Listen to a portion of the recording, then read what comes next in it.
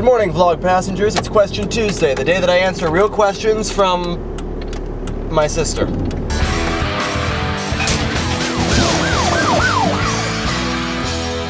If you're here fresh from my VEDS video from BankGeek8408 today, welcome. Please indulge me in explanation. My sister is taking a class on online community. She has a final project. She's going to do the final project on the Nerdfighter community and the YouTube community, and you can find out more information by watching my BankGeek8408 video from today.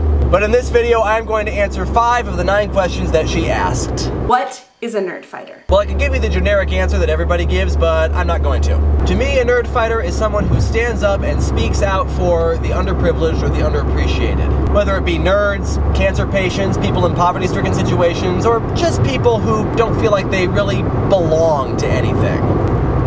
Okay, and instead of being filled with organs and muscles and tissues and stuff, we're made out of pure awesome. Happy?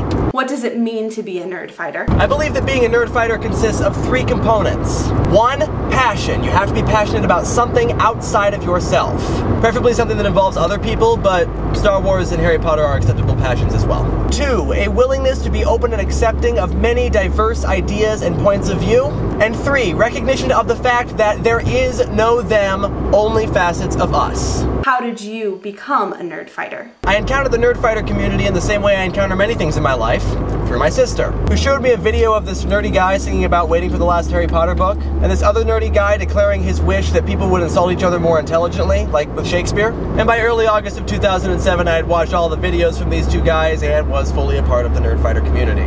Although, to be fair, I didn't become a Nerdfighter. I realized that I am and have always been a Nerdfighter. IRL you versus URL you. I can honestly say that there aren't a whole lot of differences between the 2 of us. I think there are 3 main ones. IRL me is more shy around people he doesn't know. IRL me stutters a lot more. And for all the ranting I do on my channels, you haven't truly seen IRL me angry. You don't want to see IRL me angry. What would be different about you and about your life if you had not discovered Nerdfighteria?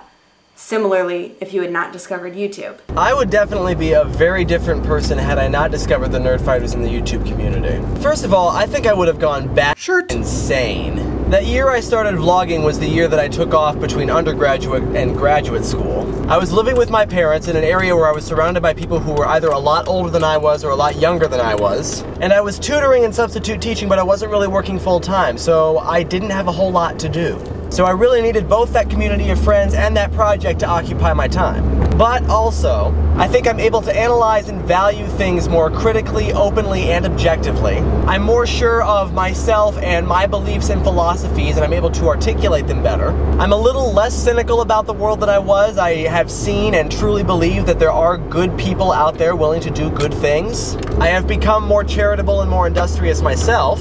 I've become more aware of the world around me and the people that populate it. I've discovered that I am able to teach myself to do things that I never thought I'd be able to do, like play guitar or use video editing software. And of course, I've met some great people, I've made some great friends who think the same way that I do, but are still different enough that I can have interesting and engaging conversations with them about things that we believe in.